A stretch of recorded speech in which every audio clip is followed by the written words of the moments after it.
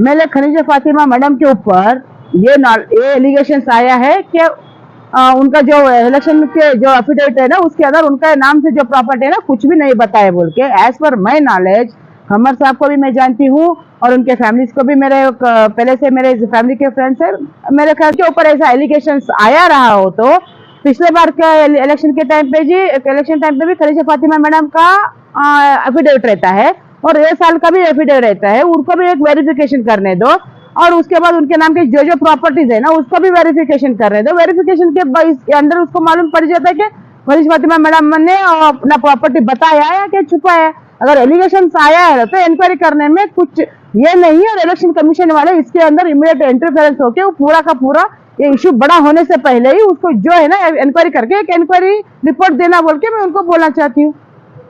राहुल गांधी आप देख रहे हैं मीडिया पे, राहुल गांधी साहब क्या कर रहे हैं कंटिन्यूसली, एक हफ्ते में वही स्पेशली गुलबर्गा का बहुत बात कर रहे हैं। आनंद में ऐसे इतने सारे वोट उसका डिलीट हुआ है, ऐसा हुआ वैसा हुआ। तो राहुल गांधी साहब ये भी बात करना ना।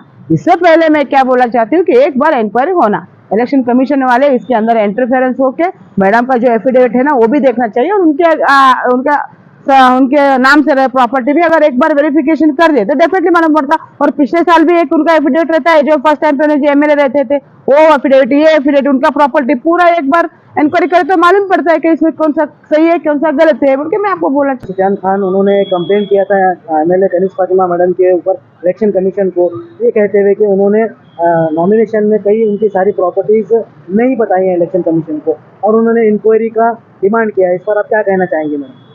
एज पर माई नॉलेज, जहाँ तक मैं खम्मर साहब और उनके फैमिली के बारे में जो जानती हूँ, मेरे ख्याल से उनके पॉलिटिकल बड़े साहब जब तक थे तब तक उनका तो पॉलिटिकल कैरियर के बारे में या ऐसे कुछ इश्यूज के बारे में अभी तक तो मैं कुछ सुनी नहीं हूँ और शायद मैडम भी सही होंगे बोल के मेरा रहता। फिर भी अगर एक पर्टिकुलर आदमी इतना विथ डॉक्यूमेंट के साथ अगर एक इश्यू करा है बोले तो उसके बारे में डेफिनेटली इंक्वायरी होना। वो कोई भी रहने दो, इधर मैडम रहने दो, मैं रहने दो, अपना पार्टी का रहने दो, कोई भी रहने दो, क्योंकि लॉ में ये सब नहीं रहता है। प्रॉपर्टी तो सबको बताना ही पड़ता है। अगर ऐसा रहा तो प्रॉपर्टी का उनका जो इसके बारे में जो बोल रहे ना वो भी होना। अगर ऐसा रहा तो इसके नेक्स्ट एक्शन क्या रहेगा, उनको सियासत छोड़ना ही पड़ेगा।